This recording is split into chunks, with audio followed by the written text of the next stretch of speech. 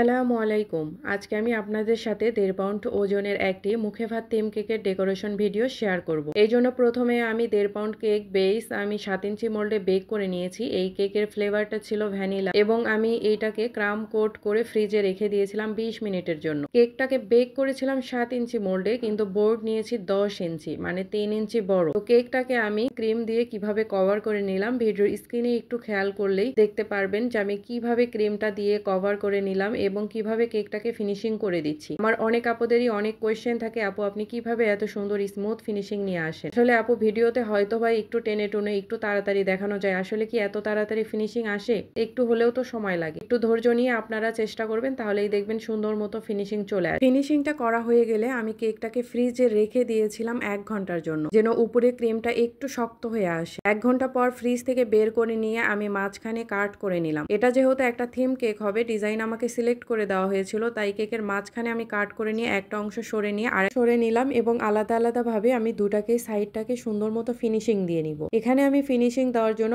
Piping ব্যাগের মধ্যে 2B nozzle নিয়েছি এবং প্যালেট নাইফের সাহায্যে ফিনিশিং দিয়ে দিচ্ছি।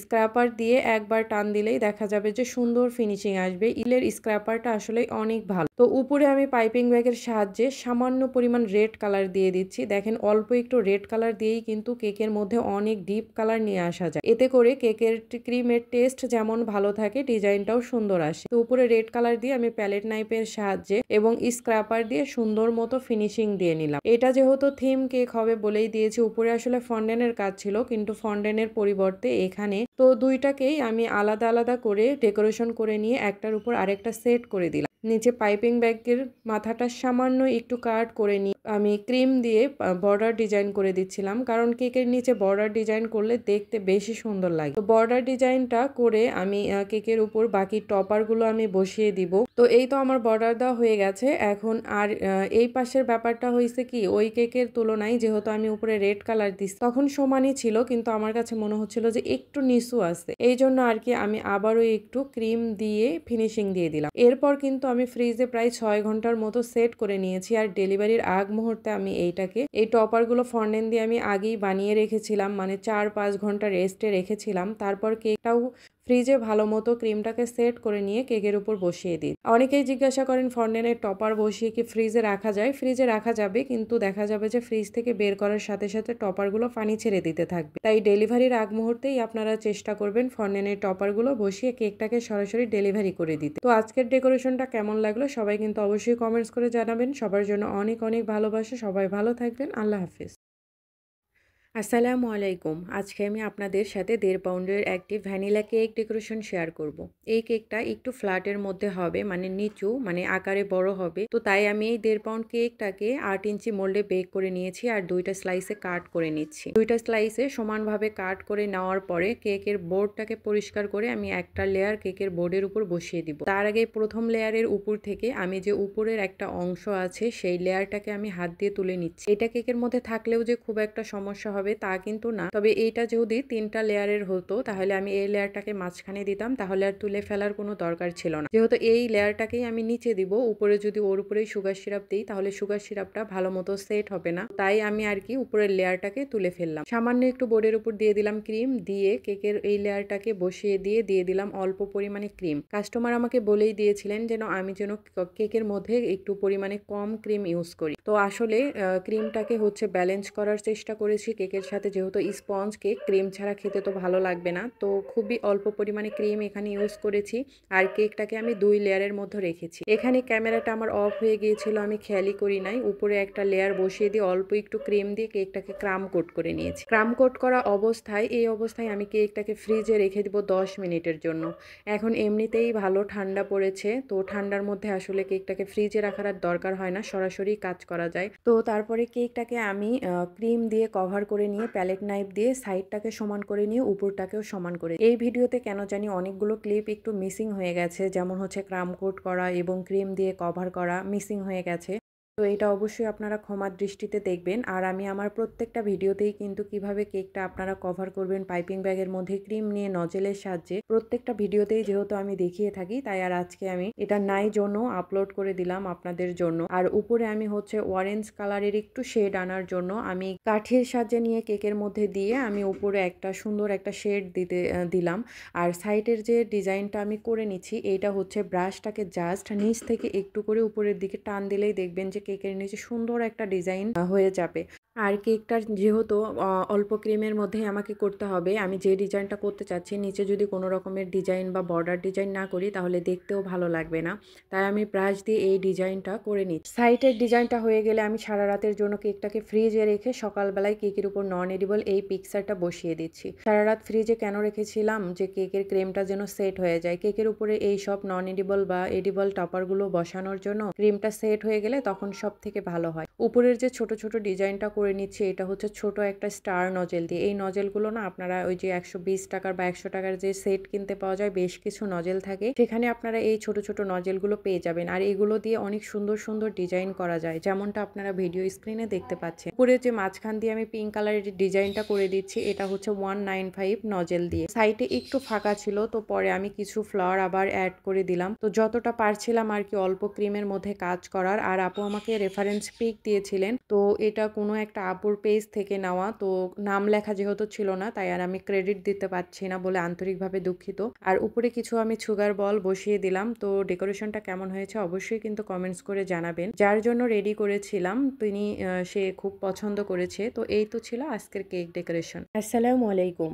এখানে 1 পাউন্ড ভ্যানিলা কেক আগে থেকেই আমি রেডি করে রেখেছি। উপরে আমি একটু গাঢ় কালার করে নেব, এই জন্য সাদা ক্রিমের মধ্যে দিয়ে দিয়েছিলাম স্ট্রবেরি রেড কালার সামান্য দিয়ে আমি এই সুন্দর কালারটা পেয়েছি। এখন পাইপিং ব্যাগের মধ্যে ওই অল্প পরিমাণ কালার নিয়ে উপরে আমি দিয়ে দিলাম এবং স্ক্র্যাপারের সাহায্যে ফিনিশিং দিয়ে দিব। এখানে আমি স্টিলের স্ক্র্যাপারটা নিয়েছি। এই স্ক্র্যাপারটা দিয়ে ফিনিশিং দিতে আমার অনেক বেশি ভালো লাগে। উপরে প্যালেট নাইফ দিয়েও আমি সুন্দর মতো ফিনিশিংটা দিয়ে দিচ্ছি। এইভাবে দিলে আপনাকে পুরো ক্রিমটাকে আর কালার করতে হবে না, অল্প একটু কালার করে এই ক্রিম দিয়েই আপনি কেকটাকে সুন্দর মতো ফিনিশিং দিতে পারবেন। তো আমি সাইডটাকে প্যালেট নাইফ দিয়ে ভিডিও স্ক্রিনে একটু খেয়াল করলেই দেখতে পারবেন খুবই আস্তে আস্তে আর কি ফিনিশিং দিয়ে নিচ্ছি। অনেক আপুই আছেন আমাদের ফিনিশিং করা বা এই 3 মিনিটের ভিডিও দেখে জাজমেন্ট করে ফেলেন যে আপুরা কত দ্রুত কাজ করতে পারে, আমরা কেন পারি না। হয়তোবা আপনাদের খারাপ লাগে, নতুন যারা আছেন তাদের কথা বলছি। আসলেই এমন কিছু না, আমাদেরও অনেক টাইম লাগে। আপনাদেরকে আসলে যতটা ক্যামেরায় দেখানো হয় ততটাই দেখে। তো এই যে সুন্দর মতো ফিনিশিং দিয়ে আমি প্যালেট নাইফের মাথায় একটু ক্রিম দিয়ে নিয়েছি। তারপরে আমি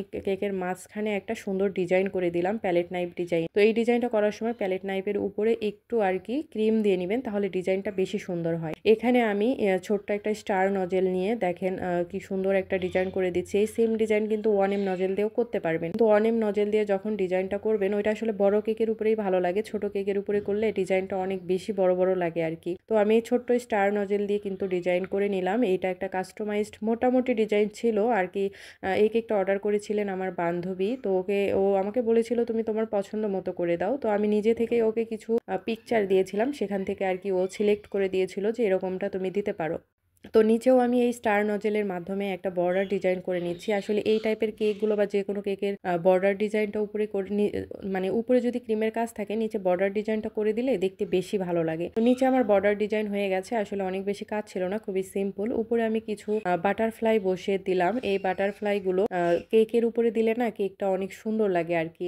তো বাটারফ্লাই প্রথমে আমার দেওয়ার পরে মনে হচ্ছিল যে না, এখানে না একটু বাঁকা করে দেওয়া উচিত ছিল, মানে আমি স্ট্রেট ফরওয়ার্ড দিয়ে দিয়েছি। তো আর কি একটু বাঁকা করে আবারও আমি কেকের উপর দিয়ে সাইড দিয়ে কিছু সুগার বল দিয়ে দিচ্ছি। কেকের উপরে যে কোনো কেকের উপরে সুগার বল দিলে না কেকের সৌন্দর্য কিন্তু অনেক বেড়ে যায়, তাই না? আর এগুলো কিন্তু সম্পূর্ণ এডিবল, মানে সুগার দিয়ে তৈরি, এগুলো খাওয়া যায়। অনেকেই মনে করেন যে এগুলো হয়তোবা খাওয়া যায় না, আসলে যেগুলো খাওয়া যায় সেগুলোই আমরা কেকের উপরে ইউজ করে থাকি। হয়তোবা দুই একটা জিনিস, যেমন এখানে বাটারফ্লাইটা কিন্তু আর কি খাওয়া যাবে না, তাছাড়া মোটামুটি সবই এখানে। তো এইখানে আমার কেকটা ডেকোরেশন হয়ে যাওয়ার পর আমি কেকটাকে ওজন করে নিচ্ছি যে কেকটা আমার কতটুকু হয়েছে। দেখেন এখানে 620 গ্রাম হয়েছে বোর্ড সহ। এখন বোর্ড ছাড়া আর কি আমি ওজন করে নিব। আমরা সবসময় ওয়েট একটু বেশি দেওয়ার চেষ্টা করি, ওয়েট কখনোই কম দেই না। তো এখানে বোর্ডটাকে আমি মাইনাস করে নিব। দেখেন বোর্ডের ওজন এসেছে 81 গ্রাম। যে বোর্ডে আর কি কেকটাকে রেডি করেছি ওই সাইজেরই একটা বোর্ড ওজন করে মাইনাস করে নিলাম। বোর্ড মাইনাস করার পরেও দেখেন 538 গ্রাম হয়েছে, যেখানে 450 গ্রাম হওয়ার কথা ছিল সেখানেও কিন্তু আমার প্রায় দেখেন 60 থেকে 70 গ্রামের মতো বেশি হয়ে গেছে। তো বেশি হলে কোনো সমস্যা নাই, আমরা অবশ্যই খেয়াল রাখবো কাস্টমারকে যেন কখনোই আমরা কম না দেই।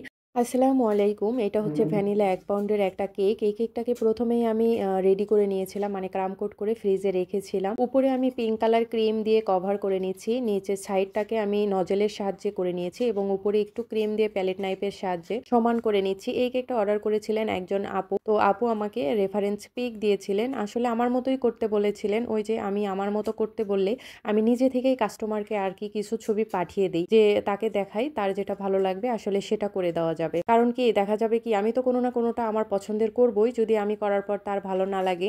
আর আপু যেহেতু আমার পরিচিত ছিল তাই আর কি আপুকে বলেছিলাম যে আপু আপনি একটা সিলেক্ট করে দেন, আমি করে দিচ্ছি। তো আমার পছন্দ করা কিছু কেকের ছবির মধ্যে থেকে এটা আর কি আপু আমাকে বলে যে আপু এটা করে দেন। এই যে কথা বলতে বলতে কেকটাকে আমি ফিনিশিং করে নিয়েছি এবং উপরে প্যালেট নাইফ দিয়ে যতবার টান দিবেন একবার করে টান দিবেন আর প্যালেট নাইফটাকে ক্লিন করে নেবেন, তাহলেই দেখবেন সুন্দর করে হচ্ছে আপনি কেকের উপরে স্মুথ ফিনিশিংটা দিতে পারছেন। এখানে আমি কিছু রোজ পাইপিং করে নিচ্ছি। এটা হচ্ছে 124 নাম্বার 124 কে রোজ নজেল। তো এই নজেলের সাহায্যে আমি কিছু হচ্ছে রোজ করে নিচ্ছি আর এই রোজগুলো কিন্তু দেখতে অনেক বেশি ভালো লাগে। আমি আমার পছন্দের কিছু নজেল আছে যেগুলোর মধ্যে হচ্ছে 224 নাম্বার, 124 নাম্বার এবং নাম্বার ছাড়াও কিছু রোজ নজেল আছে। আমার কাছে প্রায় 10 থেকে 12টা রোজ নজেল আছে। আসলে আমি বেকিং এর দোকানে যখনই যাই আমার যেটা ভালো লাগে সেই নজেলগুলো আমি নিয়ে রাখি। আপনাদের যে ওই নজেলই লাগবে এমন কিন্তু কোনো কথা নাই, যে কোনো রোজ নজেল থাকলেই কিন্তু আপনারা সুন্দর করে রোজ বানিয়ে নিতে পারবেন।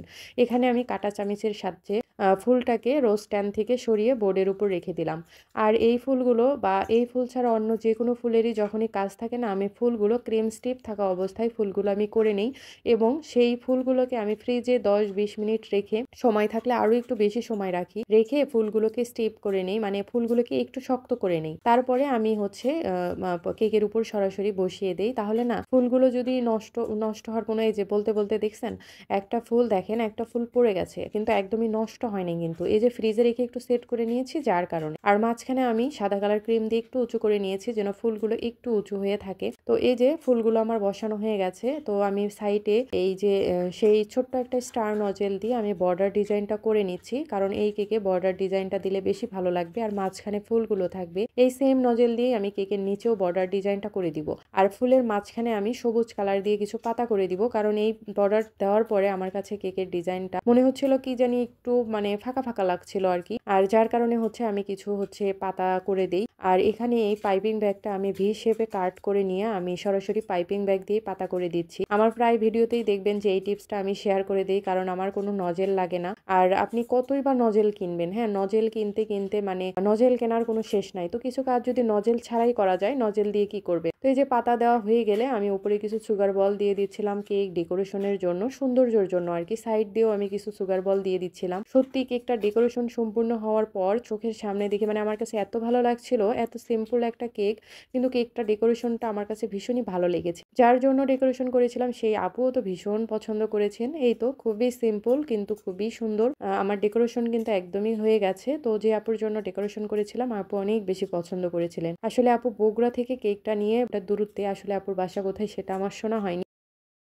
এখানে আমি অল্প একটু ক্রিমের মধ্যে কালার মিক্সিং করে নিচ্ছি। এই যে কালারটা দিলাম এটা হচ্ছে চীনা জেল কালার। এই কালারটা হচ্ছে নেভি ব্লু কালার। অল্প একটু ক্রিম কালার করে নিয়ে তারপর কেকের উপরে আমি প্যালেট নাইফের সাহায্যে অল্প করে দিয়ে দিচ্ছি, যেটা ভিডিও স্ক্রিনেই দেখতে পাচ্ছেন। এই কেকটাকে আর কি আমি আগেই ফিনিশিং দিয়ে এবং সাইডে জিগজ্যাগ ডিজাইন করে রেডি করে রেখেছি এবং উপরে এই যে এখন যে ক্রিমের মধ্যে কালারটা করে দিলাম এটাও কিন্তু চীনা জেল কালার। বর্তমান আমি আপনারা আমার ভিডিওগুলো দেখলেই বুঝতে পারবেন যে আমি এই কালারটাই ইউজ করছি। উপরে আসলে আমি একটু আঁকাআঁকি করতে যাচ্ছি, মানে প্রথমবারের মতো আঁকাআঁকি এবং অনেকটা আমার কাছে এটা কঠিন ছিল এবং দুঃসাহসী বলতে পারেন। তো আর কি আমি এটা করার সময় আমি ভাবলাম যে ভিডিও করে রাখি।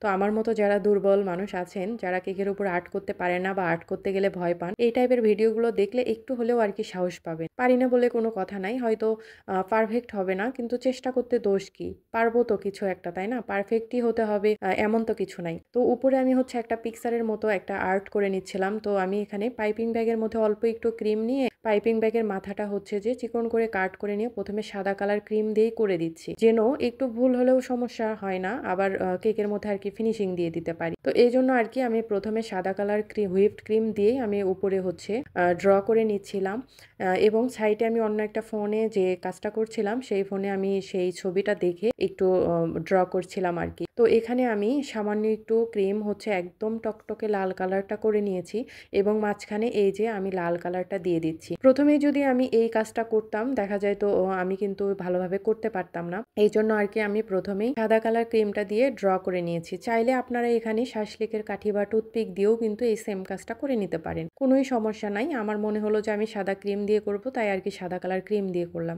এখানে এই যে কাগজের কোনটা দেখতে পাচ্ছেন, আসলে অল্প কালার ক্রিম না পাইপিং ব্যাগের মধ্যে নেওয়া যায় না, পাইপিং ব্যাগে নিলে একটু বেশি করেই নিতে হয়। তো এখানে আমি কাগজের কোণের মধ্যে সামান্য একটু ক্রিম কালো কালার করে নিয়েছি। তো এখন আমি এইটা হচ্ছে এই কাগজের কোণের মাধ্যমেই দিয়ে দিচ্ছি এবং মাথার যে চুলটা আমি করে দিচ্ছি এটাও হচ্ছে যে ভিডিও স্ক্রিনে দেখেন এভাবেই করে দিচ্ছি। চাইলে কিন্তু এখানে আপনারা চকলেট গানাশটাও ইউজ করতে পারেন, কিন্তু চকলেট গানাশটা যেহেতু অনেকটা বেশি কালো হয়, আমি অতটাও কালো চাচ্ছিলাম না, তাই ক্রিমের মধ্যে আর কি আমি কালো রং মিশিয়েই যতটা পেরেছি কালো করেছি। আর আমি একটু চুলের মতো করে দিলাম, জানি না কতটুকু হয়েছে, তবে আমি প্রথমেই যে এতটা করতে পেরেছি আমি তাতেই হচ্ছে অনেক খুশি, যেহেতু আমি আঁকাআঁকি করতেই পারি না সেই জন্য আর কি প্রথমবার করাতেই যেটুকু হয়েছে আলহামদুলিল্লাহ। আর যে কাস্টমার আপুর জন্য করেছিলাম তিনি তো ভীষণই খুশি ছিলেন। আর উপরে আমি কিছু সুগার বল দিয়ে দিচ্ছিলাম এমনি আর কি সৌন্দর্যের জন্য। তো এটা একটা রেফারেন্স পিক দিয়েছিলেন আপু, এই মুহূর্তে আমার মনে পড়ছে না, যেহেতু কেকটা আমি অনেকদিন আগে ডেলিভারি করেছিলাম, তাই কোন আপুর যে রেফারেন্স পিক ছিল এই জন্য আর কি আমি ক্রেডিট দিতে পারলাম না। তো আমি আন্তরিকভাবে দুঃখ প্রকাশ করছি, এই জন্য কোনো একটা আপুর পেজ থেকে আর কি এই রেফারেন্স পিকটা আমাকে দিয়েছিলেন। এই তো ছিল আমার হচ্ছে যে সিম্পল ডেকোরেশন, হয়তো অনেকের কাছেই সিম্পল, কিন্তু আমার কাছে করার পর সিম্পল মনে হয়েছে, যে অনেক সহজেই মনে হয়েছে, কিন্তু করার আগ পর্যন্ত আমার মানে ঘুম হচ্ছিল না।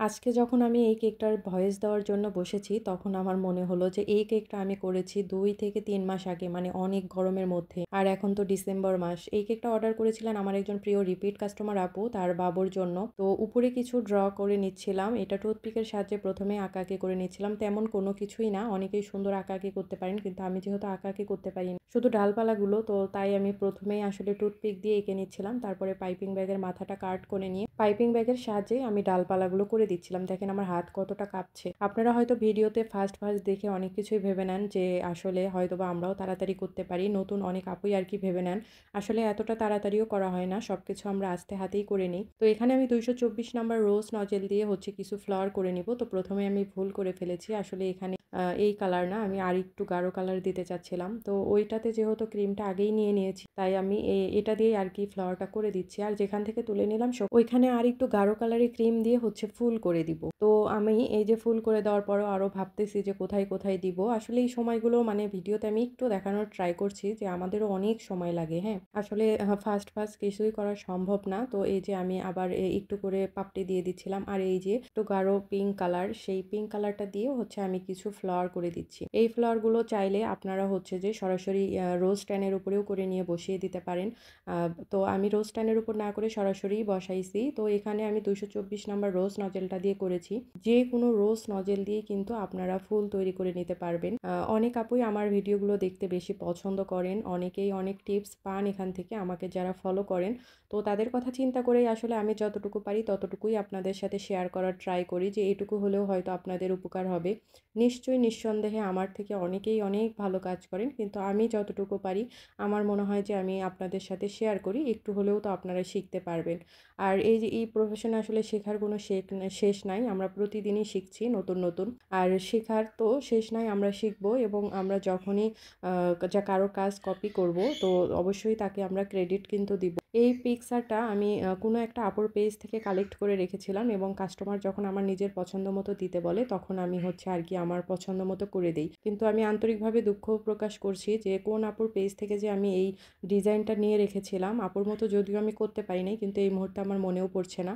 তো কেকটা রেডি হয়ে যাওয়ার পর আর কি হচ্ছে আমি কেকটার ওজন করে নিচ্ছিলাম। আমার ডেলিভারি করা প্রত্যেকটা কেকের ওজন আমি ডেলিভারির আগ মুহূর্তে মেপে নেই। তো এখানে আমি যে বোর্ডে কেকটা রেডি করেছি সেই সেম সাইজের একটা বোর্ড নিয়ে ওজনটাকে প্রথমে মাইনাস করে নিলাম। তারপর কেকের ওজনটা আমি মেপে নিচ্ছি। এখানে 350 গ্রাম ওজনের কেক হওয়ার কথা ছিল, কিন্তু হঠাৎ করে এই কেকটার ওজন কেন জানি কম হয়ে যায়। যদিও আমার করা প্রত্যেকটা কেকের ওজনই দেখা যায় যে 50 থেকে 100 গ্রাম পর্যন্ত বেশি হয়ে যায়, কিন্তু এই কেকটার ওজন হচ্ছে যে একটু কম হয়ে গেছে। যাই হোক, তো আমি কাস্টমারের সাথে কথা বলে নিয়েছি। অবশ্যই কেকের ওজন কম হলে কাস্টমারের কাছে আপনারা ক্ষমা চেয়ে নেবেন বা সেই সমপরিমাণ টাকাটা ফেরত দিয়ে দিবেন। আর বেশি হলে সেই টাকাটা হচ্ছে আপনারা মন থেকে ছেড়ে দিবেন, এতে কাস্টমার খুশি হবে।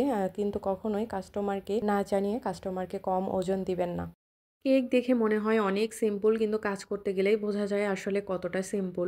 ডিজাইন দেখেই হয়তো কাস্টমাররা ভেবে নেন এইটা তো অনেক সোজা, কোনো সময়ই লাগবে না, আপু কেন কাস্টমাইজ চার্জ ধরলো। আসলে যেটাতে কাস্টমাইজ চার্জ ধরতে হয় সেটাতেই শুধু ধরি।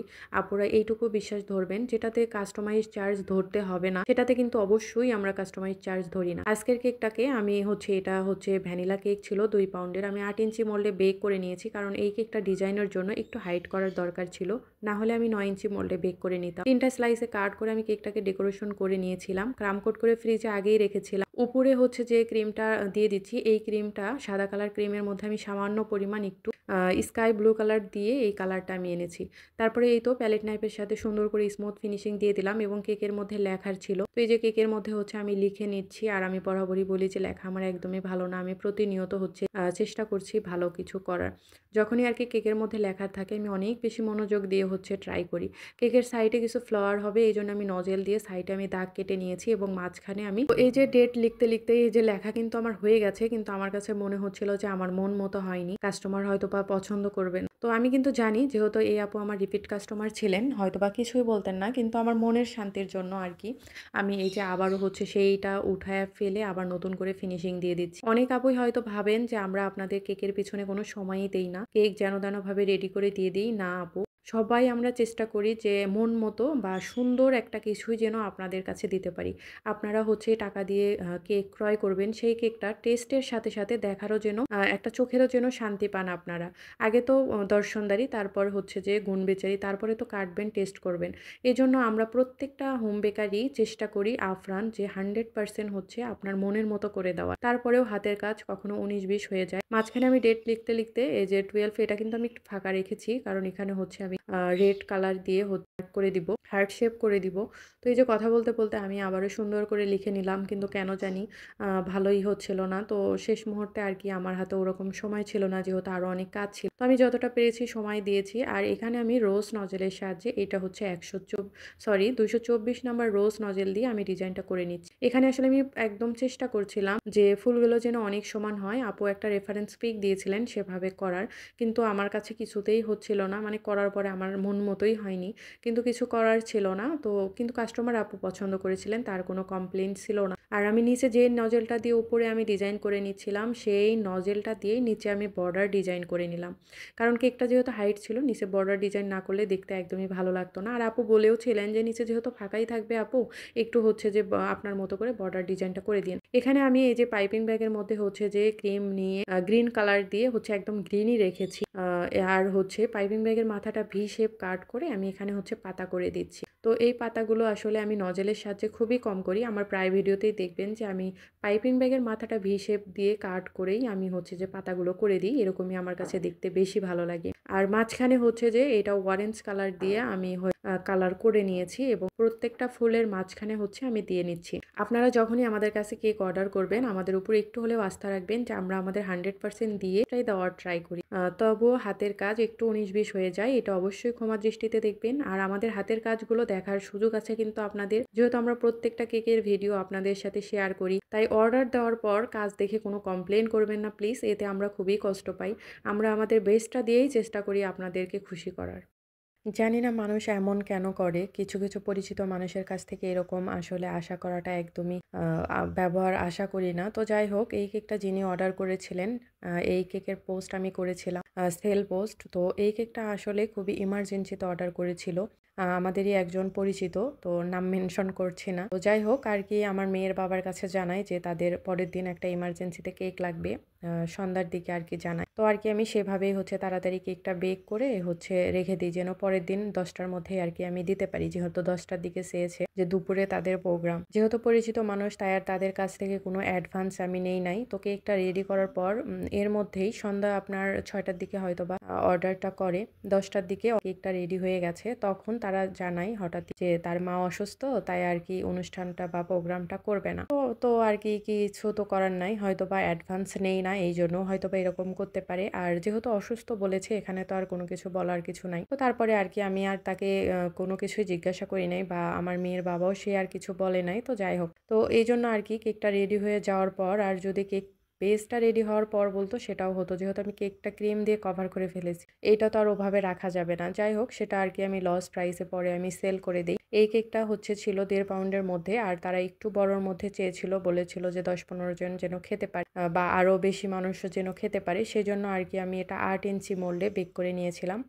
আর এখানে বোর্ড নিয়েছিলাম 10 ইঞ্চি। ডিজাইন নিয়ে তাদের কোনো সমস্যা ছিল না। ডিজাইনটা আমাকে আমার মতো করতে দিয়েছিল। তো আমি এখানে 224 নাম্বার রোজ নজেল নিয়ে রোজ স্ট্যান্ডের উপর কিছু ফ্লাওয়ার করে নিলাম চেরি ফুলের মতো। তো আর কি এরপরে আমি আরও কিছু ফুল করে দিব অন্য কালারের। তো যাই হোক, আপনারা এমন অনেক মানুষই আছেন পরিচিত বলে হয়তোবা আপনাদের কাছ থেকে অ্যাডভান্স নেই না বা নিজের কাছে সংকোচ লাগে যে ঠিক আছে পরে টাকা দিয়েন, কিন্তু জানি না কেন যে মানুষ এমন করে। হয়তো অর্ডার দেওয়ার পর আবার না করে দেয়।